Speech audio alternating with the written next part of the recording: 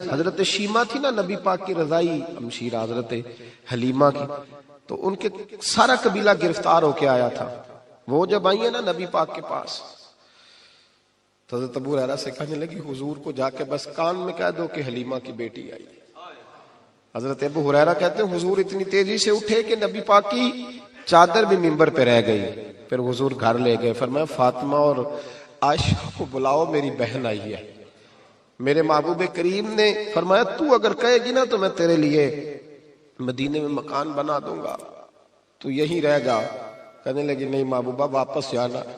تو حضور سے کہنے لگی میرا سارا قبیلہ گرفتار ہے، اسے چھوڑ دیں. حضرت ابو ہریرہ کہتے ہیں ہر کام حضور نے مشورے سے کیا، پر جب بہن نے کہا نہ چھوڑ دے، اور میں کوئی مشورہ نہیں، جیسے تو کہے گی ویسے ہی ہو جائے گا، جیسے تو کہے گی ویسے ہی ہو جائے گا، جس طرح تو چاہے گی. کون اشک شوئی کرے گا، کون بات سنے گا، کون دکھ کسی کے. پگلی بی بی پاگل عورت، دیکھے کبھی پاگلوں کو کوئی وقت دیتا؟ وہ پاگلوں کے پاس بیٹھا، میں بڑا مصروف آدمی ہوں، مجھے تو سیاںا بندہ ملنے آئے تو میں کہتا مختصر بات کرنا. ایک پگلی بی بی آئی پاگل، حضرت انس کہتے ہیں آ کے کھڑی، کہنے یا رسول اللہ مجھے کام ہے. پاگل عورت. تو نبی کریم صلی اللہ تعالی علیہ وسلم نے کہا کیا کام ہے؟ تو اس کے محلے کے لوگ کھڑے ہو گئے، کہنے لگے حضور چھوڑیں گے تو دیوانی ہے، ایسی ہی باتیں کرتی رہتی ہے. جناب انس بن مالک فرماتے ہیں حضور ناراض ہوئے، فرمایا تم سے بات کر رہی ہے کہ مجھ سے کر رہی ہے؟ کرنے دو باتیں. کیا بات ہے بتا؟ کہنے لگی حضور یہاں نہیں کرنی، میرے ساتھ آئے. نبی کریم اس کے پیچھے پیچھے چلنے لگے. جناب انس فرماتے ہیں کہ صحرا میں لے گئی، نبی پاک ریت پہ بیٹھ گئے، سامنے بیٹھ گئی. کہنے لگی حضور بچوں کو منع کریں، مجھے روڑے مارتے. فرمایا میں کہہ دوں گا، اب نہیں کریں گے. حضور میرے گھر والے میری بات نہیں سنتے. فرمایا میں سمجھاؤں گا. یا رسول اللہ یہ پاگل کہہ کے چھیڑتے. حضور نے فرمایا کوئی نہیں کہے گا، میں منع کر دوں گا. حضرت انس کہتے ہیں دیر تک حضور کو ریت پہ حضور بیٹھے. یار یہ بھی سنت ہے میرے نبی، صرف کھانے کے درمیان میٹھا کھانا ہی سنت نہیں میرے بھائی، یہ بھی نبی پاک کی سنت ہے، یہ بھی رسول پاک کا طریقہ ہے. نبی کریم نے دیر تک وقت دیا، دیر تک. کبھی ہستی کبھی رو دیتی. حضرت انس کہتے ہیں میں نے یہ انداز بھی دیکھا، جب وہ ہستی تو حضور بھی ہستے. کبھی کو پاگل کے غم سن کے بھی رویا. لیکن ایسا کوئی محبوب کہیں ہوگا نہ کہیں ہے، بیٹھا ہے چٹائی پہ مگر عرش نشیں ہے. میرے محبوب نے کھول کے باتیں سنی، کھول کے اپنی مرضی سے. کہنے لگی محبوبہ میں تھک گئی ہوں، اب آپ جائیں. حضور میں تھک گئی ہوں، آپ جائیں. نبی کریم اٹھے اور اٹھ کے فرمایا کسی کا خیال نہ کرنا، جب تیرا دل کرے دوبارہ آ جا. یار یہ حسن ہے، یہ وقار ہے کہ تو اشک شوئی کس طرح. میں نا ابھی انتظار کر رہا ہوں، میں ابھی انتظار کر رہا ہوں کہ ایم این اے آئے گا تو اس غریب کی مدد کرے گا. میں ابھی انتظار کر رہا ہوں کہ ایم پی آئے گا تو اس کی مدد کرے گا. میں ابھی انتظار کر رہا ہوں کہ بہت بڑا سیٹھ آئے گا تو مدد کرے گا. جب محلے کا اور گاؤں کا چودھری کسی غریب پہ ظلم کر رہا ہوتا ہے تو میں اپنے بچے کو کہہ رہا ہوتا تو نہ اس لڑائی میں جانا، ہمیں کیا لگے. تو کون پھر اس کا ہاتھ؟ ظلم پھر ختم کیسے ہوگا؟ پھر کیا طریقہ ہے ظلم ختم کرنے کا؟ جب کوئی ظالم کو ظالم کہنے کوئی تیار نہ ہو. وہ زمانہ جب نبی کریم صلی اللہ تعالی وسلم مکہ شریف میں اعلان نبوت فرمایا تھا تو سارا مکہ مخالف ہو گیا، سارا مکہ. ایک وقت عروج کا ہوتا ہے، ایک وقت ایسا ہوتا ہے جب غربت ہوتی ہے، ابتدا ہوتی ہے اسلام پر غربت کا زمانہ. قبیلہ بنو آراش کا ایک شخص مکے آیا، وہ کہتا ہے میں چھوٹا سا تاجر تھا. میری باتوں کی سمجھ تو آ رہی ہے نا آپ حضرات کو؟ جو نہیں بول رہے انہیں بھی آ رہی ہے. اللہ تعالیٰ آپ کو جزا دے. بس ایک دو بات اور عرض کرنی ہے آپ حضرات. حضرت طارق بن عبداللہ رضی اللہ تعالیٰ عنہ اس کے راوی ہیں، فرماتے ہیں وہ بنو آراش کا رہنے والا شخص آیا. وہ کہتا ہے میں چھوٹا سا تاجر تھا، بیوپاری تھا. میں گاؤں سے جانور اونٹ گھوڑے خریدا کرتا، مکے میں لا کے بیچتا، مدینے میں لے جا کے بیچتا، طائف میں. میں ایک دفعہ نا بڑے سرخ رنگ کے خوبصورت 2 اونٹ مکے لایا. میں مکے کے لوگوں کو زیادہ نہیں جانتا تھا، منڈی میں جو لوگ آتے جاتے تھے انہیں جانتا تھا، مال بیچ کے چلا جاتا تھا. آج میں مکے میں داخل ہوا تو ابو جال مجھے کہنے لگا یہاں ایک شخص نے دعویٰ نبوت کیا، اس کے قریب نہ جانا. میں نے کہا ٹھیک ہے نہیں جاؤں گا. میں نے اونٹ دکھائے تو ابو جال کو پسند آ گئے، سودا ہو گیا، اونٹ خرید لیے.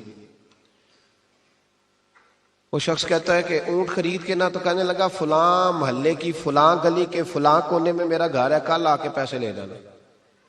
کہتے میں اگلے دن پیسے لینے گیا تو کہنے لگا آج نہیں میرے پاس، کل آنا۔ میں اگلے دن پھر گیا، پیسے، کہنے لگا نہیں کل آنا۔ ہوٹل ہوتے نہیں تھے، مکے میں میرا رشتہ دار کوئی نہیں تھا، میں فٹ پاتھ پہ سوتا، جو چند کھجوریں اور سرکہ میرے پاس تھا وہ پہلے دن ہی ختم ہو گیا۔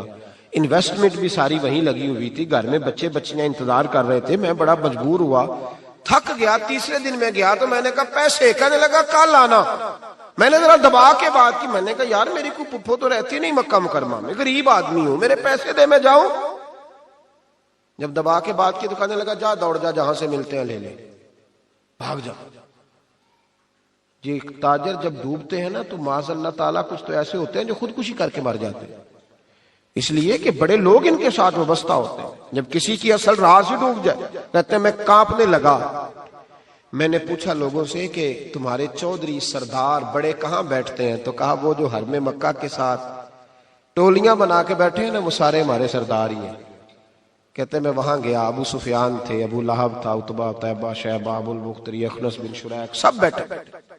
میں نے جا کے کہا یارو میں بنو عراش کا رہنے والا ہوں، چھوٹا سا تاجر ہوں، 2 اونٹ یہاں لا کے بیچ بیٹھا ہوں، تو ایک شخص نے خریدے ہیں، وہ پیسے نہیں دیتا۔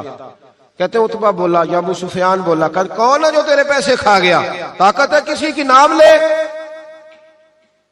تو کہتے میں نے کہا اس کا نام ابو جہل ہے۔ جب میں نے یہ کہا نا تو کہنے لگے اوہو وہ تو پیسے نہیں ملتے تیرے، وہ تو بڑا گنڈا ہے، تو بہت بڑے بدماش کے پاس لگ گئے، وہ تو نہیں پیسے ملنے لگے، کبھی نہیں ملتے۔ فرماتے اب میں کانپا، اب تو میری امیدیں ٹوٹنے لگیں، اب میرے آنسو چھلکنے لگے۔ تو ایک شخص نے نا مذاق کیا، ادھر دیکھیے گا میری طرف، مذاق کیا۔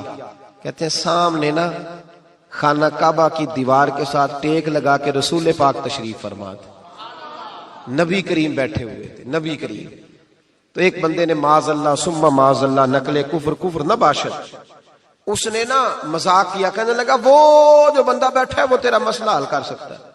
کہتے ہیں اس نے مذاق کیا، باقی ہنسنے لگے۔ مجھے سمجھ نہ آئی کہ بھیجتے بھی ہیں اور مذاق بھی اڑاتے ہیں، لیکن ڈوبتے کو تنکے کا سہارا میں حضور علیہ السلام کے قریب پہنچا۔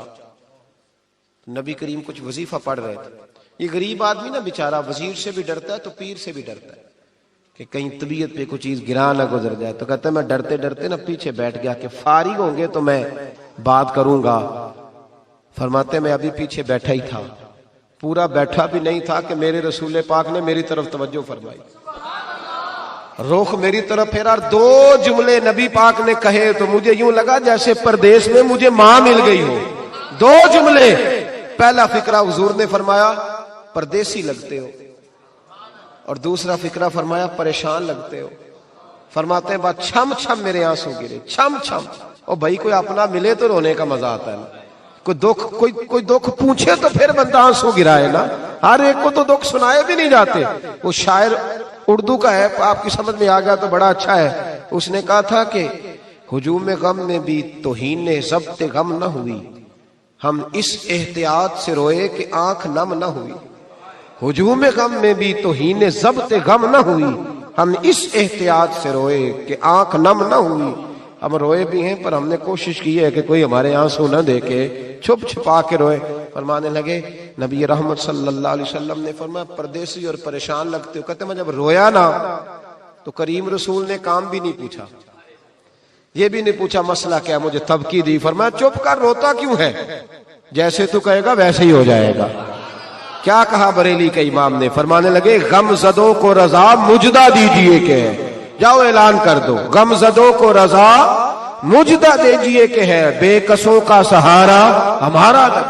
نبی کریم نے فرمایا فکر نہ کر، جیسے تو کہے گا ہو جائے۔ کہتے حضور پہلے مجھے گھر لائے، سرکہ کھلایا، کھجوریں دی، دودھ پلایا، میں 2-3 دنوں کا بھوکا تھا، میں نے راج کے کھایا۔ کہتے ہیں جب میں سیر ہو گیا نا میری تسلی ہو گئی۔ اب حضور نے فرمایا بتا تیرا مسئلہ کیا ہے؟ سارا علاقہ کسی اور طرف ہے، شہر کسی اور طرف ہے، پر میرے نبی حق کے ساتھ ہے۔ حالات نہیں ہے اس وقت کہ حق کے ساتھ کھڑا ہوا جائے، پر حضور حق کے ساتھ ہے۔ میرے نبی کریم سید عالم صلی اللہ تعالی علیہ وآلہ وسلم نے فرمایا، کریم رسول فرمانے لگے کیا مسئلہ ہے؟ ابو جہل پیسے نہیں دیتا۔ فرمایا اس نے کیوں نہیں دینے، دے گا پیسے، کیوں نہیں دینے پیسے؟ دیکھ کچھ لوگ نا کچھ لوگ شرافت کو بزدلی سمجھتے ہیں. وہ ایک درویش تھا تو کسی نے سخت بات کر دی تو کہنے لگا میرے ساتھ سخت بات نہ کر, اٹ سٹ تے پکھڑا کوار گندل اسی اور بھی بوٹیاں جاننے ہیں. اٹ سٹ تے پکھڑا کوار گندل تے اسی. اور اس کا ترجمہ اقبال نے بھی کیا. اقبال کہنے لگے ہو ہلکا یارا تو بریشم کی طرح نرم, پر رزم حق و باطل ہو تو فولاد ہے مومن. رزم حق و باطل ہو تو اشداء علی الکفار رحماء بینہم, کافر پہ سخت اور آپس میں رحم دل, یہ اصول ہے مومن کا. نبی کریم نے فرمایا کیوں نہیں پیسے دینے, دے گا. ان الذین قالوا ربنا اللہ ثم استقاموا تتنزل علیہم الملائکہ, جو رب کا نام لے کے ڈٹ جائے اللہ اس کی مدد کے لیے فرشتوں کا نزول فرما دیا کرتا ہے. نبی کریم علیہ السلام ساتھ چلے آہستہ آہستہ. اور بھائی کونسلر رکا بھی لکھ دے تو اس کی مہربانی. ویسے تو کونسلر کے دروازے پہ سویرے کو چلا جائے نا غریب آدمی, امیر آدمی پہ تو خیر پرچہ بھی ہو تو ایسا ایچ او صاحب پوچھتے ہیں چودھری صاحب درخواست آئی ہوتا کی کرنا ہے, تو غریب آدمی کو لے جاتے ہیں تو وہ پھر جاتا ہے بیچارہ کونسلر صاحب کے پاس, چودھری صاحب کے پاس. تو پھر اندر سے پیغام آتا ہے کہ چودھری صاحب ٹوتھ پیسٹ کر رہے ہیں. پھر پیغام آتا ہے کہ بریڈ گرم ہو رہا ہے. پھر پتہ چلتا ہے کہ اب اخبار پڑھ رہے ہیں. وہ غریب باہر بیٹھا ہے. پھر باہر آ کے پوچھتے ہیں گاڑی کرا کے لائے ہو, وہاں کیسے جانا ہے؟ وارث شاہ مان کری نہ وارثاں دا, رب بے وارثا کر کے مار دائی. بے پروائی ویک سجن دی جتھے کسے دی پیش نہ جاوے, اونے تاجاں والے در در رولے, تاجاں والے در در رولے تے منگتے تخت بٹھاوے. او سجنا کسے نو کارا مل دائی, کوئی کعبے او خالی آوے, ڈھار اس کی بے نیازی سے. اور بڑے بڑے حاجی نمازی, ناراض نہ ہونا میری بات, بڑے بڑے حاجی نمازی حق کی بات کرنی ہوتی ہے تو پیچھے ہٹ جاتے ہیں. ایک بابا بلے شاہ صاحب کی بات نہ کر دوں درمیان میں. بابا صاحب نے بڑا شکوہ کیا, کہنے لگے حج بھی کیتی جاندے ہو تے لہو بھی پیتی جاندے ہو, حج بھی کیتی جاندے ہو تے لہو بھی پیتی جاندے ہو, کھو کے مال یتیماں دا تے بھیج مسیتی جاندے ہو, پھٹ دلاں دے سیندے نہیں تے ٹوپیاں سیتی جاندے ہو, نفس تے چھری پھیر دے نہیں تے دمبے کیتی جاندے ہو, فرض پلائی بیٹھے ہو تے نفلہ نیتی جاندے ہو. او دسو تے صحیح بلے شاہ نو ایک ہی کیتی جاندے ہو, او کچھ دسو تے صحیح بلے شاہ نو ایک ہی کیتی. نبی کریم صلی اللہ علیہ وسلم نے فرمایا دینے کیوں نہیں, ہم حق کے ساتھ. حضور ساتھ چلے تو وہ شخص کہتے ہیں جب گلی میں حضور جا رہے تھے نا تو میرے دل میں خیال آ رہا تھا کہ وہ تو بڑا بدماش ہے اور حضور تو بولتے بھی دھیما دھیما ہے, وہ تو بڑا گنڈا ہے, اور میں 100 باتیں کرتا تو حضور ایک جواب دیتے, نیچی نظروں کی شرم و حیا پر درود, اونچی بینی کی رفعت پہ لاکھوں سلام. تو محبوب پاک کیسے بات کریں گے, وہ تو بڑا بے حیا ہے. لیکن کہتے سارے رستے حضور نے کوئی بات نہ کی, ککھ سواد نہیں مشری اندر, اسا کھنڈا می چک ڈٹھیاں, اینا ساریاں شیواں نالوں گلاں سجن دیاں مٹھیاں. یہ کس قسم کا عذاب ہے؟ جمعے پڑ گئے, ٹڈیاں آ گئی, یہ اللہ نے عذاب نازل کیا. جب وہ عذاب میں مبتلا ہوئے تو موسیٰ علیہ السلام سے کہا کہ آپ اللہ سے دعا کریں کہ ہم سے یہ عذاب ٹل جائے. اگر ایسا ہوا تو ہم ایمان لے آئیں گے, بنی اسرائیل کو بھی آزاد کر دیں گے. لیکن موسیٰ علیہ السلام کی دعا کے نتیجے میں جب عذاب ٹل جانے کے بعد فرعونی پھر اپنے وعدے سے پھر گئے. بنو قریظہ والوں نے بھی کئی دفعہ حضور سے وعدے کیے پر اپنے وعدوں پر قائم. ایک بات آپ سے یہاں روک کے عرض کر دوں, ہم بھی کئی دفعہ کہتے ہیں ذرا بریک کبھی گاڑی کی نہیں نہ لگتی تو ہم ارادہ کرتے ہیں کہ آج سے ہی نماز شروع کر دینی.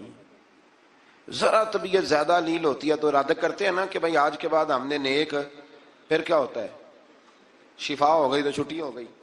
یہ طریقہ درست نہیں, یہ تو کفار کا طریقہ بیان کیا نا قرآن پاک نے. یہاں فرمایا جب اللہ تبارک و تعالیٰ نے انہیں نجات دے دی تو اپنے وعدے سے مکر گئے, تو پھر اللہ تبارک و تعالیٰ نے بنی اسرائیل کو سمندر پار کر کے ایسی قوم کے پاس پہنچا دیا جو بتوں کی پرستش کرتی تھی.